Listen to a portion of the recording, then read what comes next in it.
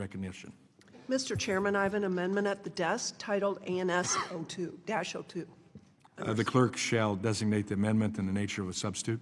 Amendment in the nature of a substitute to H.R. 6359, offered by Ms. Miller of Illinois, identifier ANS_02. Without objection, the amendment shall be considered original text for purposes of further amendment. The amendment in the nature of a substitute has already been distributed. I now recognize Ms. Miller for 5 minutes to explain the amendment in the nature of a substitute. Thank you, Mr. Chairman. My amendment in the nature of a substitute makes one small technical change to the bill, but I'd like to speak on the bill's overall importance.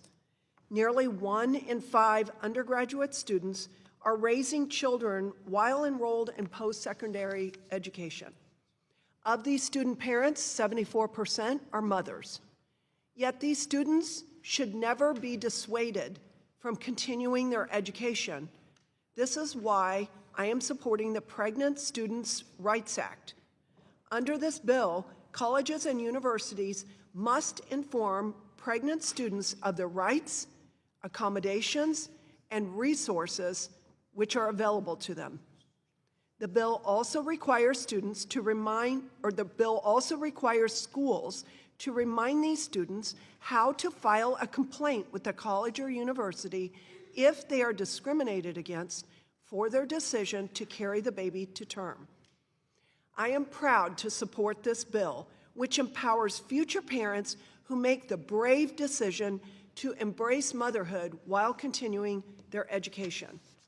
Mr. Chairman, I ask that a letter of support from Susan B. Anthony, Pro-Life America, dated January 7th, 2026, and a letter of support from Students for Life Action, dated January 8th, 2026, be entered into the record.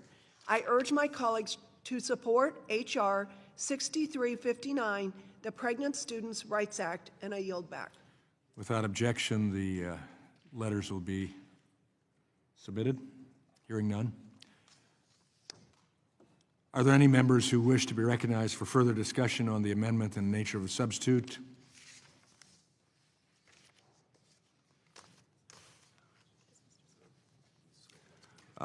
Representative Scott, do you wish to be recognized? Yes, Mr. Chairman, I move to strike the last word. You're recognized. Thank you, Mr. Chairman. This committee is tasked with some of the most important legislative work in Congress, especially when it comes to meeting the needs of our young people as they transition into adulthood. When it's faced, this bill may appear to ensure that students are informed of available resources and ways that students can continue to access their education while pregnant, but in fact, only outlines information on student rights and local resources to carry a pregnancy to term, and not protect them if they have a medical complication that where an abortion may be indicated. In this end, the bill falls short and makes it more difficult for students to receive full and accurate information on their rights, including rights that are already protected under Title IX of the Education Amendments of 1972. That's why 48 organizations, such as the National Women's Law Center and the National Partnership for Women and Families, have raised serious concerns about the legislation, noting that the bill does not contain any meaningful supports that would actually help pregnant and parenting students be able to remain enrolled and meet their educational goals. Now, we're considering this bill against the backdrop of the largest cuts in federal safety net programs in history in our country, with millions slated to lose access to health care and food assistance. We also know that we're in the midst of an affordability crisis, as individuals and families increasingly find it harder to pay for food, utilities, health care, and the roof over their heads, yet this bill does nothing to change that situation. Committee Democrats remain committed to ensure that all students, including those who choose to become parents, are set up for educational success, and much more needs to be done to support our nation's students, but this legislation doesn't do that. For these reasons, I oppose the amendment as well as the underlying bill, and yield back the balance of my time. The gentleman yields. Thank you. Representative Harris, do you wish to be recognized? Yes, to speak in favor of the bill. You're recognized. Too many young women on college campuses are led to believe that pregnancy means the end of their education, their dreams, or their future. And this is simply not true. This bill says that if a college receives federal education funding, it must be upfront with students about the rights, protections, and accommodations already available to pregnant students. We must give voice to the numerous resources that exist to help a woman carry her child to term and thrive in the following days. This can save lives and save a mom from heartbreak or trauma. We should be a nation that tells mothers, you are not alone.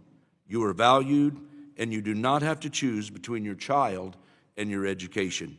I hope my colleagues can support simply distributing information to women so they can make an informed decision. Thank you, Mr. Chairman, and I yield back. Thank the gentleman. Are there any other members who wish to speak? Representative McBath, you're recognized. Thank you, Mr. Chairman. I appreciate it. And thank you, Ranking Member Scott. I am hopeful that Congress can come together to find a bipartisan path to supporting all pregnant and parenting students without prioritizing certain students and types of care over others. But the Pregnant Students' Rights Act is unfortunately not this kind of legislation. I believe the bill we are considering is more about pressuring female students into making serious, deeply personal health decisions than it is about connecting pregnant and parenting students with resources that will help mothers safely carry and deliver a child, or parenting students raise a child after they are born, all while they continue to take classes. We should be using this time to mark up legislation that will actually support pregnant and parenting students, like the Understanding Student-Parent Outcomes Act introduced by me and my colleagues, Representatives Deborah Ross and Don Bacon, as well as the Helping Student Parents Succeed Act that I lead with an evenly divided bipartisan group of 10 members of the House. Instead of leveraging the very real needs of students and their families against the highly polarizing and personal topics of reproductive rights and abortion, we could be establishing best practices to improve graduation rates and help pregnant and parenting Americans stay in school and avoid dropping out with large amounts of debt and no degree to show for it. Practices like ensuring access to quality on-campus child care, clarifying make-up work policies, and providing appropriate accommodations for breastfeeding. The Helping Student Parents Succeed Act would accomplish exactly what the Pregnant Students' Rights Act aims to do without prioritizing any type of accommodation or service. My bill is specifically written in such a way to not prioritize certain resources over others and would connect pregnant and parenting students to programs that are already being offered at their school. It would not require schools to make any specific changes, just have them notify students of their school statement of policy and what resources that they can take advantage of to help them juggle school alongside a pregnancy, the loss of pregnancy, or parenting a child. Supporting pregnant and parenting students is a bipartisan effort, but the bill our colleagues have brought forth today does not seek to find common sense or consensus solutions. I don't believe the Pregnant Students' Rights Act has the bipartisan support necessary to cross the 60-vote threshold in the Senate, and without putting something together that can pass, we risk not helping anyone at all. We have an opportunity to pass something that will do all of the things that my Republican colleagues want to accomplish here today to help pregnant and parenting students without specifically trying to favor one side of one of the most sensitive issues in our society. I look forward to working with my colleagues across the aisle, as I always have, at the appropriate time to ensure that every pregnant student and every parent in school is given the support that they need to finish their degree, improve their career, and finally move into a higher income bracket that they have been dreaming of and working so hard towards. I will not be supporting this bill in its current form, but I do look forward to working with the chair and my Republican colleagues on finding a path to supporting pregnant and parenting students that most, if not all, members should be able to support. And I yield the balance of my time. I thank the gentlelady. Are there any other members who wish to be recognized for discussion? Representative Casar. Representative Onder, do you wish to be recognized? Thank you, Mr. Chairman. Yes. You're recognized. Mr. Chairman, I am so disappointed that my Democrat colleagues want to make this common sense bill all about abortion. With all due respect, one of my colleagues stated that this bill fails to give information about, quote, medical reasons abortions may be medically indicated or the complex medical needs of pregnant women. This is not something Title IX offices or even student health centers can do. Complex medical reasons that abortion may be indicated would be the realm of a high-risk obstetrical specialist. As Representative Miller stated, 1 in 5 students in higher education are either parents or are pregnant. This bill very simply requires colleges and universities to provide a list of resources, both on campus and community. It ensures colleges and universities provide information on students' rights under Title IX.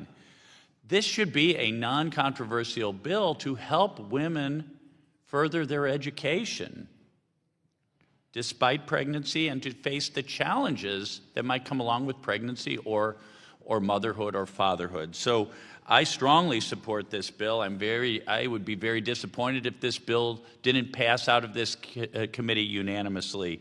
But I appreciate the work of Representative Miller on this bill, as well as the bill sponsor, and I yield back.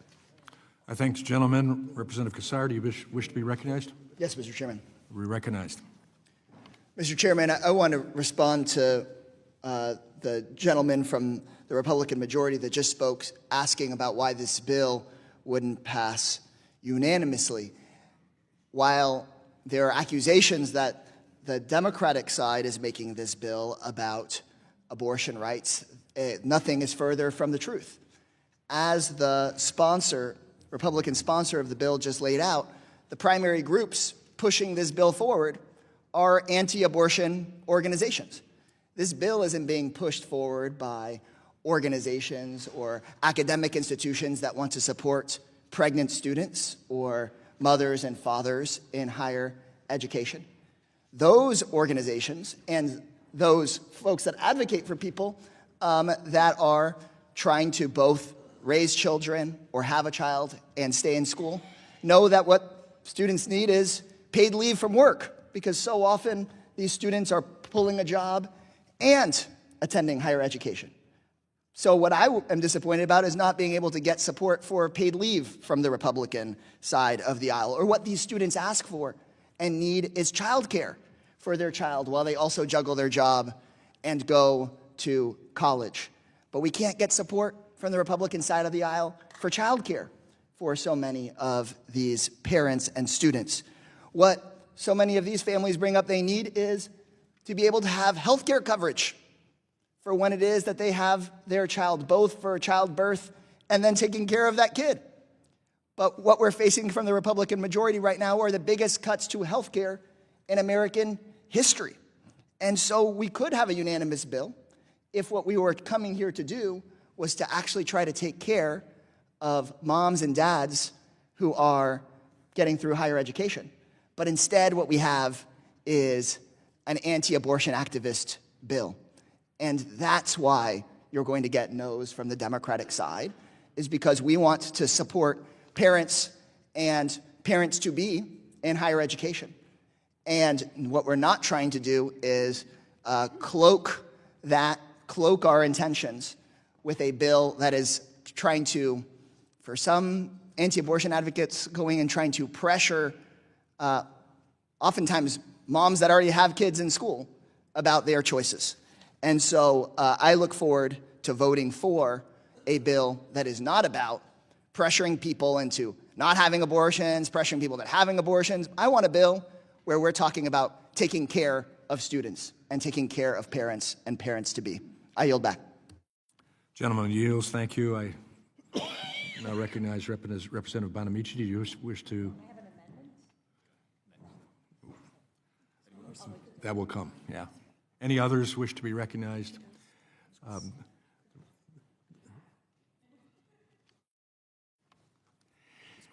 was going to make some comment about the freshest face on the committee.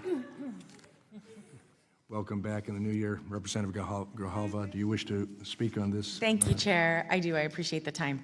When you look at some of the titles, Pregnant Students' Rights Act sounds like something that we should all support. As a mom of 3 kids, I think it's so critically important for us to provide these services. Unfortunately, this bill doesn't fix any of the problems that pregnant students and new parents are asking for. They're asking for help with childcare, healthcare, leave. What this does, and the mom, Nora, who came to our office, who's a student at Pima Community College, who came to advocate for the Department of Education's fully funding the C Campus grant, because that was the only reason that she was able to finish school. It's the only reason why her and her then 2-month-old child were able to advance their lives and give her an opportunity for a quality of life that she wouldn't be able to have without higher education. They came to our office asking for full funding because that program that helped her so much abruptly ended on 9/30/25 and has no indication of any future funding. So when we're talking about wanting to have bipartisan support for these kind of initiatives, I think it's important for us to really ask parents-to-be and new parents, what is it that they need? And what they need is childcare, healthcare, and leave. That's the kind of support they need, and I hope that our committee will start to work towards true solutions to help our communities. And I yield back. I thank the gentlelady. Does the gentlelady from Florida, Ms. Wilson, wish to be recognized? Mr. Chair, I move to strike the last word. Representative Wilson, you're recognized. As a woman who suffered a stillborn pregnancy and almost died before Roe v. Wade, and a former principal, school district administrator, and a school board member, supporting pregnant and parenting students is deeply important to me. But H.R. 6359 does not do what its title promises. Almost 4 years ago, after Roe v. Wade was overturned, Republicans continue their relentless campaign to restrict women's reproductive freedom, and this bill is the latest front in that effort. It narrowly steers students towards carrying a pregnancy to term while denying them full information about contraception, sexual and reproductive health, and on and off-campus resources for students who carry or terminate a pregnancy, even though Title IX protects all of them. H.R. 6359 cherry picks. They cherry pick which pregnant students count, requires institutions to promote only one outcome, and then explicitly blocks the Secretary of Education from ever requiring institutions to provide more comprehensive information for students. At the same time, Republicans are assigning new duties to the Secretary of Education while dismantling the Department of Education. What Secretary of Education? Where is this Secretary of Education going to be if we don't have a Department of Education? Is there going to be a Secretary of Education to comply with this bill if it becomes law? There's certainly not going to be an office for the civil rights, making it almost impossible for pregnant and parenting students to vindicate their rights under this bill or existing law. And while they claim to care about pregnant students, their so-called One Big Beautiful Bill Act guts the very programs student parents rely on. on-campus childcare, and critical nutrition programs that help students and their children stay fed, not hungry, and helps them stay in school. That is not support, that is hypocrisy. For these reasons, I oppose this bill and urge my colleagues to reject this messaging bill and instead advance real solutions that respect students' bodily autonomy and provide genuine, comprehensive support for all pregnant and parenting students. And I yield